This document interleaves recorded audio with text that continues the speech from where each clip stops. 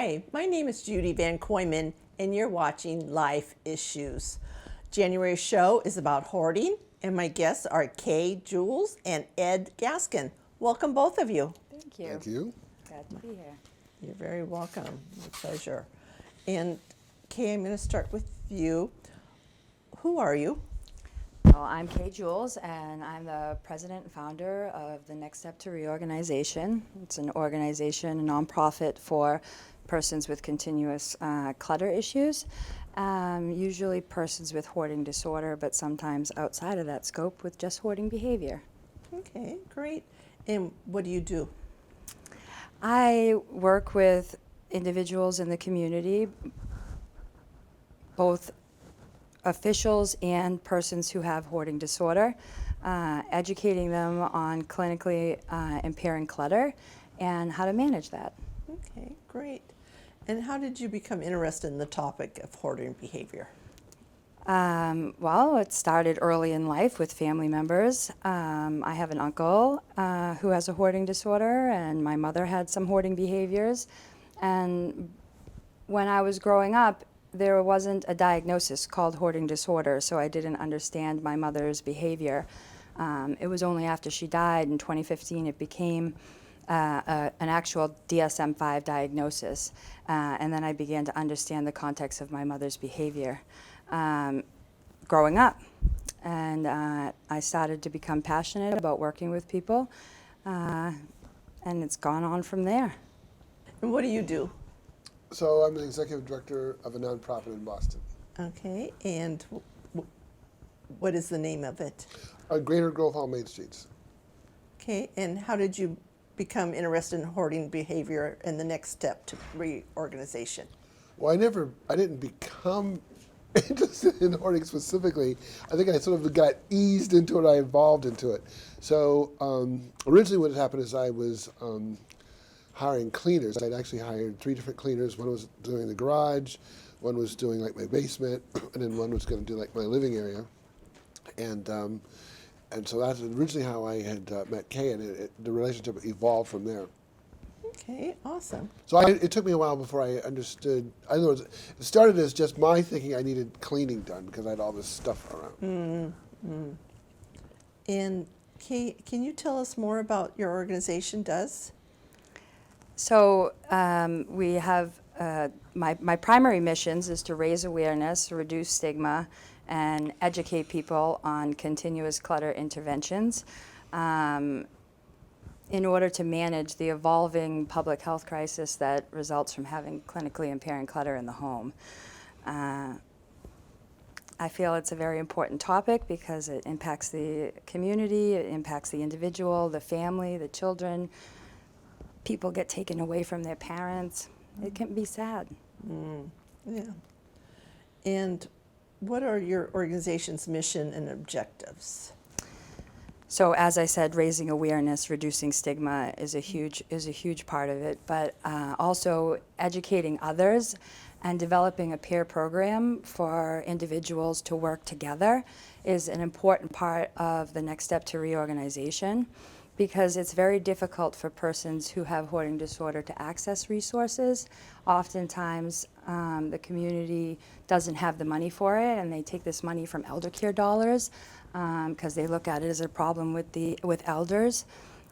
So educating people on how hoarding disorder actually develops early on and getting people earlier interventions is the main objective of my program. Providing screening as well and developing a peer program.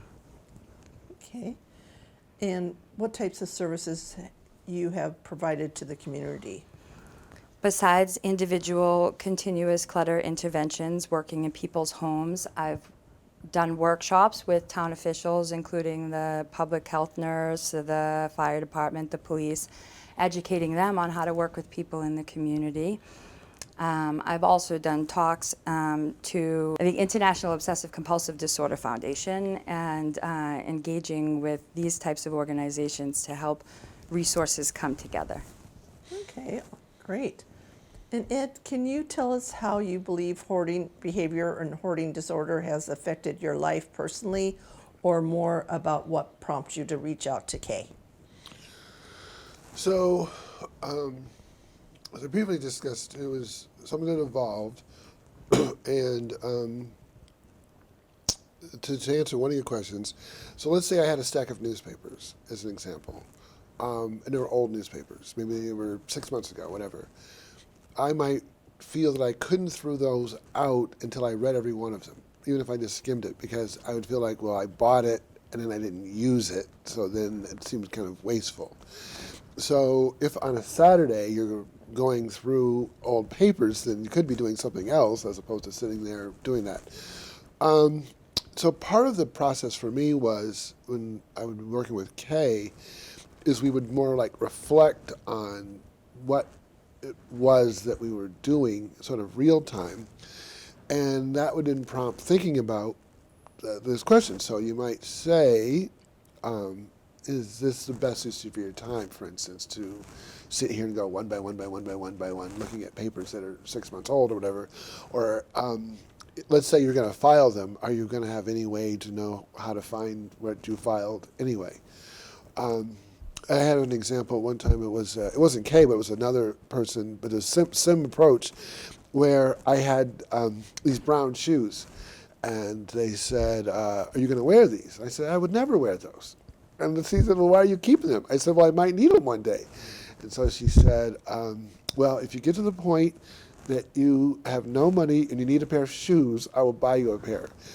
But it was just that process of sort of thinking things through, working things through, whereas otherwise I wouldn't have done it. I remember I had a situation with Kay where I had a goodie bag that was my daughter's birthday party, and my daughter had already thrown it out, but I had fished it out of the trash, because for me, I had such positive memories of that particular birthday party. I was trying to hold on to it, and so Kay's, sort of talking me through that, the memory, and she said, "Well, if we took a photo of it, would that be good enough?" And you go, "Yeah, I don't need the actual physical thing. I just want the memory of that whole thing." And so by having that relationship and having those kind of discussions, it helped me work through that, but also, just like you do in a counseling session, try to think back about what was the root cause. So if I'm thinking back, oh, I don't want to throw away these pair of pants that have a hole in them, I'm going to make them into cutoffs or something. And you realize, I've never done that. But in my mind, you think, well, growing up and, trying to hang on to things because of scarcity or whatever. So those behaviors that you're holding on to, the realities change and things like that, but they're causing other kinds of problems. And so that's why I appreciate what Kay does, because it's not just, let's just come in, throw everything out, like get a bunch of trash bags, throw this stuff out, because you're not really solving what was the driver, the underlying motivation for the problem in the first place. Okay, great. And how and when did you recognize saving items had become a life issue you needed to address? I didn't really think of it that way, because for me, like for instance, I went to clean the garage, and my kids are probably in their 20s, and it's like I still had the original crib there and the bassinet and all this stuff. And so the issue wasn't that I was hoarding it or hanging on to it for this reason. It always just seemed like that wasn't very time efficient. So it'd be like, okay, let's just move this into the garage, the attic, the basement, and because who wants to spend their time, going through all that stuff? And then you'd say, well, I don't want to throw it away because I'm going to have a garage sale. But then you don't want to have a garage sale because if it's a rainy day, nobody's going to come. If it's a sunny day, you'd rather go to the beach. So it's never the day that you want to have a garage sale. So eventually you have all this stuff stacking up that you should have went through eventually. I told Kay not too long ago, when I was cleaning out the garage, I had a situation where I said, okay, I'm not going to do the garage sale. We just acknowledging that that's denial. That's never going to happen. So I got a U-Haul truck, and I just, like a moving van, literally, and just started loading all the stuff in there so I could just take a whole truckload, the Salvation Army, Goodwill, Savers, etc. Because on one hand, that was consistent with my views on environmentalism and not throwing stuff away and recycling and things like that. But And also that made it possible for me not to feel guilty that I was just getting rid of a lot of stuff. Okay. And can you tell us why you chose to work with Kay and the next step to reorganization? Well, it wasn't next step when she started. It became next step because I think what happened with Kay is I think she had a more sophisticated approach to this. Well, I think, and again, I don't want to speak for you, but part of the problem when you have people who are working with people who have hoarders or clutter or things like that is either they're cleaners and they clean, or they're organized and want to organize. But if they're coming in on a public safety issue, then their thing is, we just got to get this stuff out of here. What Kay introduced, which I thought was brilliant, was this idea that people who have this kind of hoarding behavior have an element of empathy, and so they can identify. So if I went to clean in your house, all of your items don't have any emotional meaning to me, but I know they have emotional meaning to you because if you were in my space, that's why I'm holding on to all these things. So by having this peer kind of model that she developed, and because she was a psych major at the time, really trying to drill down on things like executive functioning, how do people work, all these kind of things, and like putting it together. And so sometimes, for instance, because I knew she was doing this, after we would have a cleaning session, I would write notes on what we talked about, what we discussed, what came what you do in a post-counseling session. And then I could send those to her because then with her sort of focus on psych, maybe she'd write a paper on it, maybe she'd do some more stuff with it. And it was able to fill it out to say eventually she created a methodology, she kept a framework, and it was different enough from what had currently existed that I thought that she actually had something. Okay, good. And can you give us some example of how the K approach used in Next Step to Reorganization differs from other persons you've tried to help? Well, I can just say that probably the best example that comes to mind, and there's several of them, but one of the best examples was what do you do with ties? So for me, for instance, I have tons and tons of ties because I wear suits every day. So I have all these ties, all these colors. I'm not going to hang them up. I'm not going to put them in a tie thing.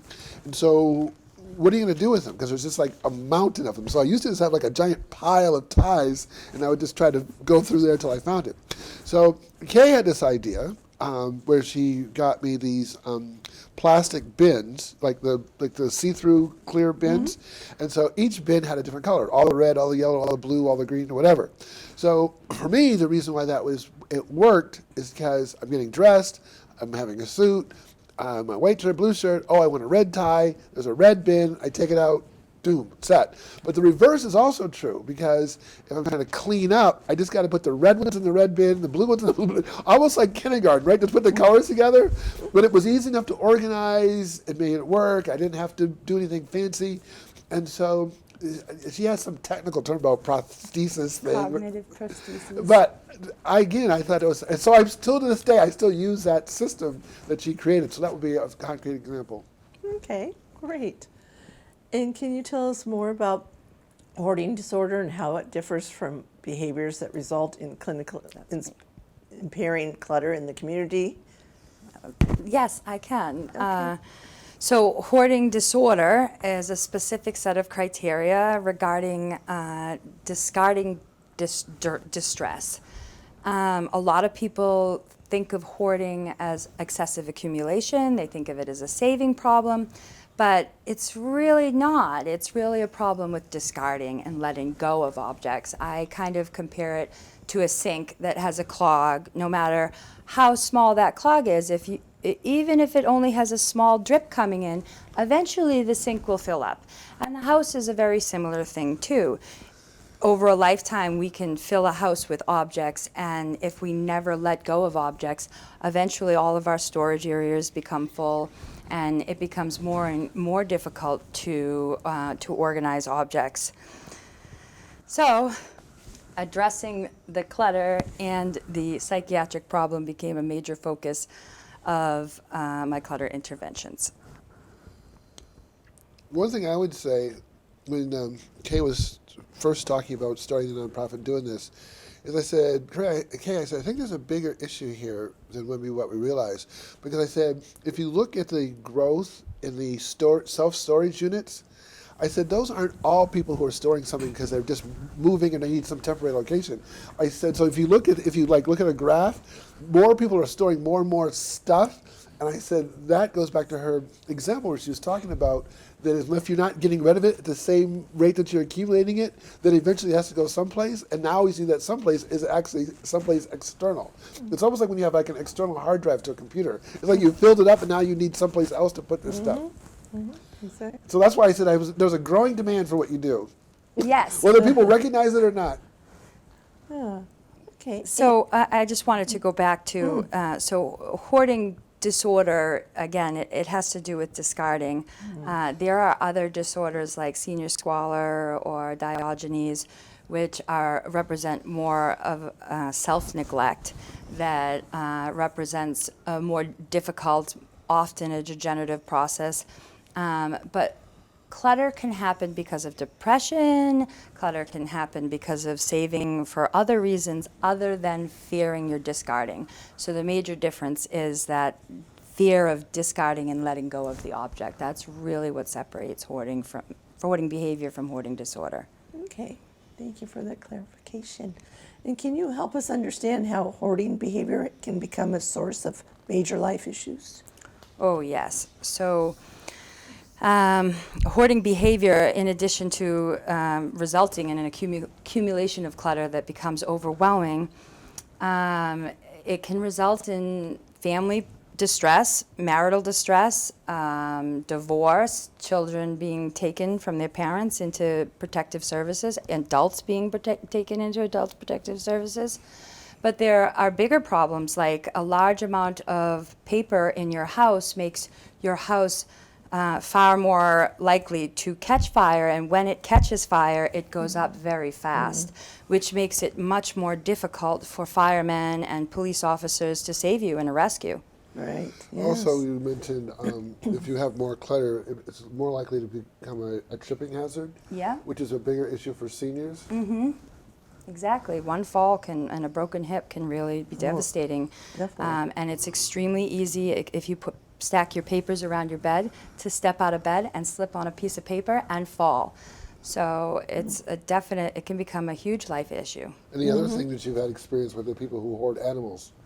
Yes, I have. That's another, that is very difficult, and I would like to clarify that people who hoard animals are just not necessarily people who have a lot of animals.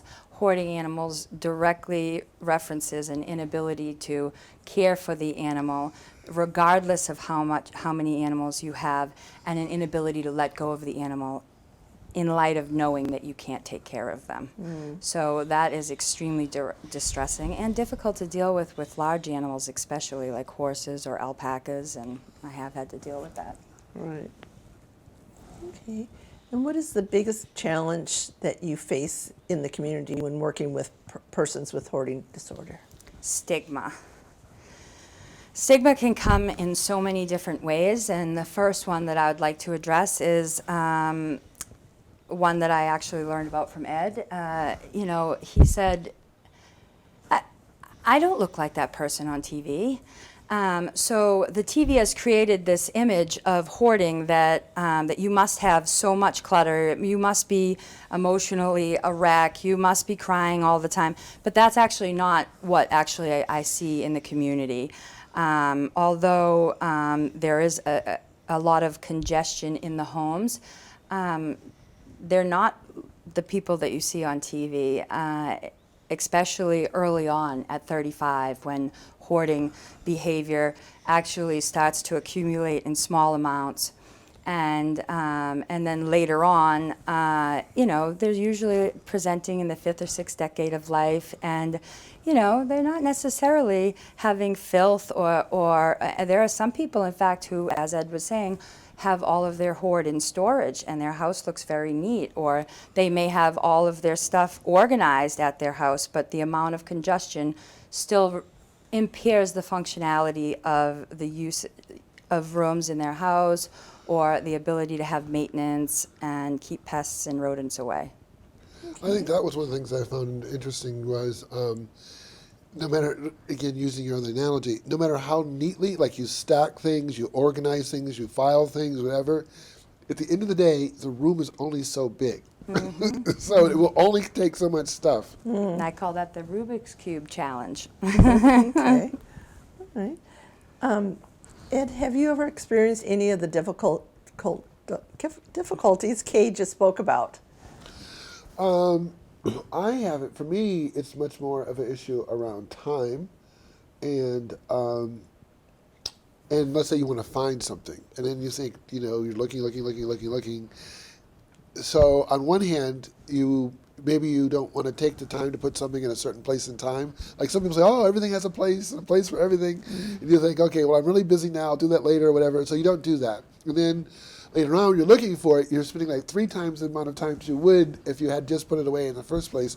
So then where you think you're saving time by not taking the time to do it in the first place, you realize that you're spending time trying to do it after the fact. So things like that affect me because I feel like I'm really trying to be productive most of the time. Okay. And can you tell us about any difficulties you've experienced that Kay didn't mention? If I said I wanted somebody to come clean, and they're going like Mary Maids or something like that, I could find cleaners. I can post an ad, get a cleaner, and they're going to say, this is how much it is per room, this is how long we're going to be there, how many people they're going to send, we're going to be every Tuesday at 5 o'clock, whatever.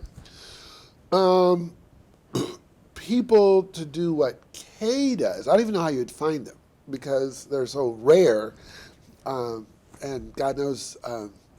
Anyway, I probably am like in fear that I would have it. So I don't know how you even find them. So that would be, I would like when she said access. I think that would be one of the biggest challenges. Okay, great. And how do you feel that stigma relating to hoarding has affected you? Well, again, one is the issue of self-image. So if you think to yourself, look, there's issue because, for instance, again, if I hire somebody who's a cleaner, everybody has a house cleaner, and that's almost like a status, like you have your own house cleaner. And if you have somebody who's an organizer, that's almost the same thing. It's like a more sophisticated version. I'm going to hire somebody to come and do organizing. If you say you're going to hire somebody to help you with a hoarding disorder, that sounds horrible. That's gone from like a negative, like a positive status thing. I can afford to have my own cleaner. I make enough money that I can hire somebody to do all the stuff that I don't want to do. I can hire somebody to help me organize, as opposed to I have a mental health problem that's like a DSM-5 thing. So now it's like, oh my God, I've got a mental health, behavioral health problem that the insurance doesn't cover. so that's really bad. So in other words, so you've just gone from a positive thing to a very negative thing. So who would want to ever say I have hoarding disorder behavior? And that's exactly why stigma is the biggest challenge I face in the community, because nobody wants to come forward and say, I have an issue. Nobody recognizes they have an issue until they have a big hoard that they can't feel, that they don't want to talk about, and they're having issues because of it. So stigma is definitely a challenge, and it comes in many different forms. Okay. So it's funny, I was talking about access. So when I've actually tried to hire cleaners before, now that I know what I'm looking for, I say something like this. I say, okay, so you go into a room and it's really messy. And I say, are you going to act like an archaeologist and dig and with a fine-tooth comb go through everything very carefully, not to throw away or destroy anything? Or are you going to take a trash bag and try to get it all out there because it's just got to go? So if I can figure out where they are in the spectrum, that will tell me where they fit. Right. Kay, how do you typically become involved? Is it the family? Have other persons with hoarding disorder reach out to you, town or city officials? So I have had all of those. I prefer when the individual themselves reaches out to me because it makes the process a voluntary thing. Although I have also had town officials reach out to me and ask for me to advocate for somebody who is facing condemnation of their house. And so I was introduced through the city and town officials. But I would say by far the most common way I get clientele is through a referral from a friend who wants to help someone. Okay, that's good. And where do you like to meet a new client? and their objects are away from their stuff? So it all depends on how the individual themselves feels. It's if I was to be giving an assessment, it would be important to be inside the house to see how much stuff there is. But if I'm just meeting a person to talk about whether they want to hire me, I'm willing to meet anywhere, in or out, whichever is less stressful for them. Yeah. But see, I think that's the thing that you've created is you have like this hybrid. So because of your counseling and psychology background, it's like part counseling. But if I was just sitting in a therapist's office and I was just talking about the problem, nothing would still get done. There's no productivity. But on the other hand, if I just had somebody cleaning, but there was therapy, we're not really talking through what has caused the problem so that I could get any better. And you're not getting desensitized to the distress you feel when you have to discard when you're in a therapeutic office. So by the fact that you're able to combine both, like real-time counseling and cleaning, organizing at the same time, and I think that's so. The point being that when you leave, things are better. So that may be better mentally, but they're also better physically. The space is better. Great. Okay. All right. Kay, if anyone would like more information about anything that we talked about tonight, can you give us your contact info, please? Sure. You can reach out to me on my website, stepintoorganizedliving.org, or you can reach me directly by email by putting ktjules@stepintoorganizedliving.org, or you can find my number on the card. Okay, great. And would you like to give out any contact info? Sure, they can. My email is ewgaskin@gmail.com, and I'll be the first referral. So, so whether it's speaking engagements, cleaning, therapy, this is your person. All right, great. Thank you very much. I'm sorry, but that's all the time that we have. Thank you both for all that you do for those in need. I'd love to hear your thoughts and suggestions. Please send them to lifeissuestv@gmail.com. And remember, live each day to the fullest and celebrate life.